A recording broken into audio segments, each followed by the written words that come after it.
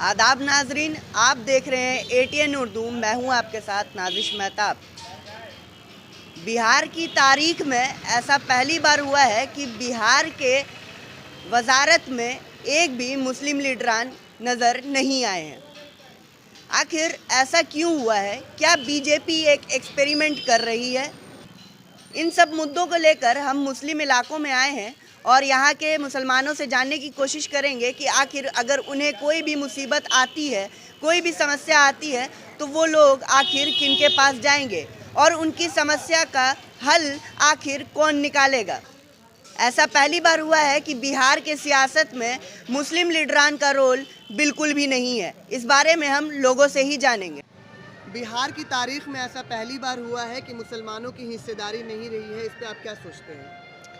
देखिए, ऐसा है कि बिहार के लिए और बिहार के दोनों तबके के लिए मैं कहता हूं कि बड़ी अफसोसनाक वाक़या है ये ऐसा वाक़या है कि जहां मुसलमानों को एकदम दरकिनार कर दिया गया है, जो मेरी अपनी व्यक्तिगत सोच है। और समाज में भी इसकी लेकर कहीं न कहीं मायूसी तो ज़रूर है। अब ख़ास तौर से हमारे जो माननीय मुख्यमंत्री नीतीश कुमार जी हैं, ये तो अक़लियतों के लिए दम भरते हैं, अक़लियतों के लिए नारा देते हैं। आज उनको सोचने की ज़रूरत है कि आपने कोई मिनिस्टर नहीं बनाया, लेकिन माइनॉरिटी का एक मिनिस्टर तो बनाना चाहिए था। क्या लगता है कि मुसलमानों में इस सलाहियत की कमी है जिसकी वजह से उन्हें कोई भी वैसा नेता नहीं मिला जिनको एक मिनिस्ट्री दिया जाए? मैं समझता हूँ कि देखिए, सलाहियत तो मुसलमानों में बहुत कुछ है, लेकिन पूरी की पूरी ताकत इन लोगों ने दबाने में लगा दिया है मुसलमानों को। और मुसलमान थोड़ा सा इस मामले में पीछे है कि ये समझ नहीं पा रहे हैं मुसलमान कि कौन मेरा अपना और कौन मेरा गैर है। हम सब पे आंख बंद करके भरोसा कर लेते हैं, चाहे वो नीतीश कुमार हो चाहे कोई और हो। वोट देने की बात होती है तो हमारा ये वोट लेते हैं, लेकिन इनको हमारा नेता पसंद नहीं है। मुस्लिम का वोट इनको बहुत अच्छा लगता है, लेकिन मुस्लिम का नेता इनको अच्छा नहीं लगता है। मुस्लिम को टिकट नहीं देते। आरजेडी भी अगर है तो आरजेडी भी आपने कितना दिया है? जहाँ तक मैं समझता हूँ, जो मेरे जानकारी में है कि आरजेडी ने जो माई समीकरण लेके चलने वाली पार्टी है, ये जो है 58 टिकट देने का काम किया है सिर्फ यादवों को। क्यों मुसलमान का परसेंटेज उनसे कम है क्या? मैं जानना चाहता हूँ। ये पक्षपात नहीं तो और क्या है? अच्छा, हमको 18 टिकट दिया है मुसलमानों को, तो कम से कम इतना ज़रूर ख्याल रखना चाहिए था। जब आप माई समीकरण लेके चलते हैं तो हमको बराबर में तो सीट देते, या दो चार हमको अगर कम भी देते तो मैं मानता कि चलो इनके यहाँ इंसाफ है। तो चाहे लालू जी का दौर रहा हो, चाहे वो तेजस्वी जी का दौर रहा हो, ये सब हम लोगों को गुमराह करने का काम कर रहे हैं। इसलिए हमको अपनी क़यादत की ज़रूरत है बिहार में। अब हमको आगे आना होगा। ये बताइए कि अगर मुसलमानों का कोई नेता नहीं है तो मुसलमान अपनी फरियाद किसके पास लेके जाएंगे? अपनी जो दिक्कतें होंगी वो किसको बताएंगे? हाँ, सच्चाई है इसमें, आपकी बातों में तो पूरा दम है। हमारा कोई नहीं तो हम अपनी फरियाद कहाँ लेके जाएंगे? आज आपको मालूम होना चाहिए कि सब का सब हमारे जो यहाँ के जितने भी अफसर है या जो भी डिपार्टमेंट है, सब न कहीं जो है किसी वो पार्टी ये मुखिया के और सरकार के कंट्रोल में है। और चुनाव आयोग भी तो प्रेशर में काम कर रहा है। अगर नहीं किया होता तो आज ऐसा नतीजा नहीं होता बिहार में। मैंडेट तो पब्लिक ने यहाँ की दिया है, बिहार में देने का काम किया है, लेकिन रात में 5:30-6 बजे के बाद से काउंटिंग को रोक देना क्या माने रखता है? मतलब तो वही है। और जब देखा कि 3-4 बजे के बाद जब महागठबंधन का जब बढ़ने लगा रेशियो, तब वहाँ से होता है रिटर्निंग अफसर को कि रोको रोको रोको रोको। काउंटिंग रोक दी गई, सब जानते हैं, सब जानते हैं काउंटिंग रोक दी गई है। और काउंटिंग जब रोकने का काम हुआ तो उसके बाद कोई 45 वोट से हार जीत हो रही है, कोई रिकाउंटिंग करवा रहा है, उसमें हेराफेरी करके हारवाने का काम किया गया। तो हम किसके पास जाएंगे? हम कोर्ट भी जाएंगे, हमें अब भरोसा नहीं रहा कोर्ट पे। चूँकि कोर्ट के लोग भी तो बिक रहे हैं ना, आपने सुना ही होगा, हमसे ज़्यादा जानकारी आपके पास है। एक सुप्रीम कोर्ट के जज ने बाबरी मस्जिद के खिलाफ जो फैसला दिया, रिटायरमेंट के बाद उनको क्या जगह मिली है? मान सम्मान के साथ उनको जो है राज्यसभा मेंबर बनाया गया है। अब भरोसा किस पर रहा है?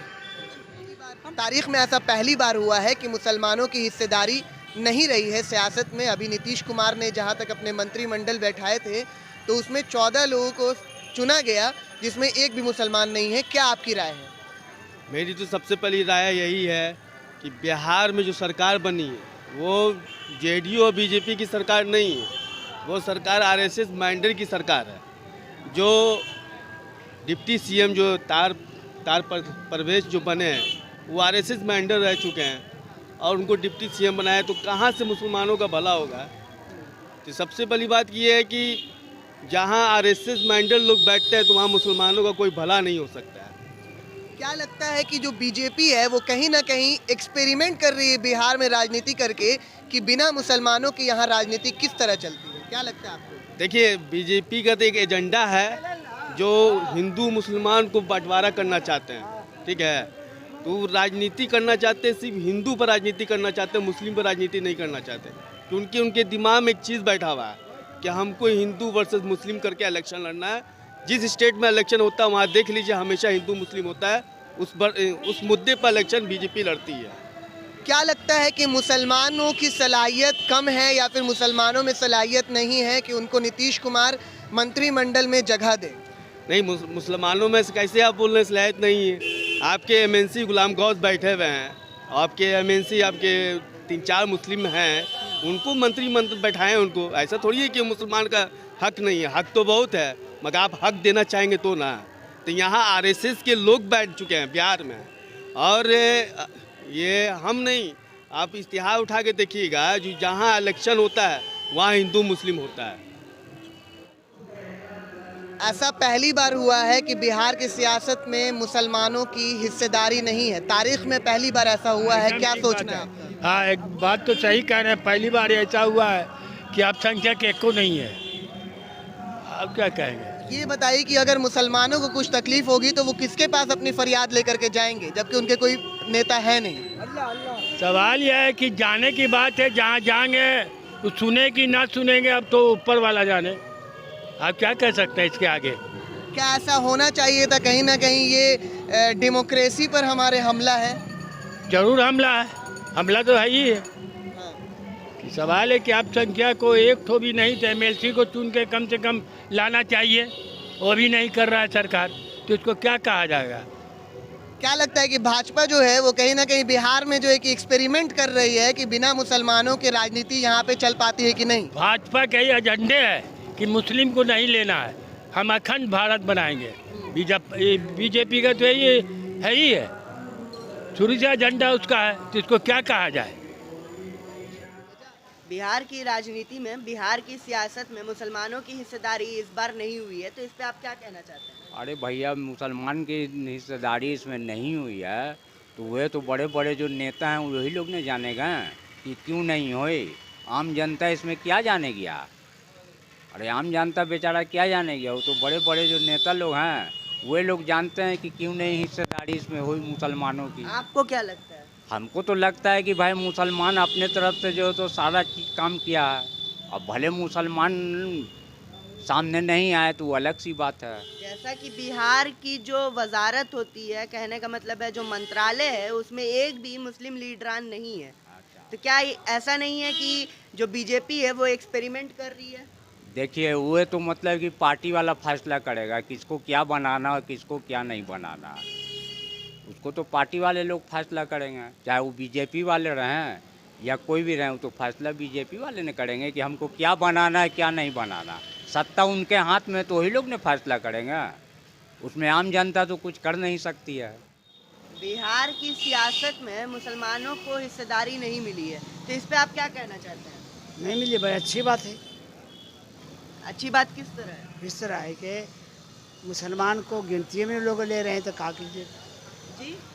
अरे मुसलमानों को गिनती में नहीं लिया जा रहा है। गिनती में नहीं लिया? नहीं, इंसानों से भी बदतर पोजीशन मुसलमानों की होने जा रही, तो क्या कीजिए? इंसान आप भी है, मैं भी हूँ, लेकिन दोनों में फ़र्क क्या है, समझ रहे हैं आप? लेकिन लोग समझा रहे हैं, तो क्या कीजिए?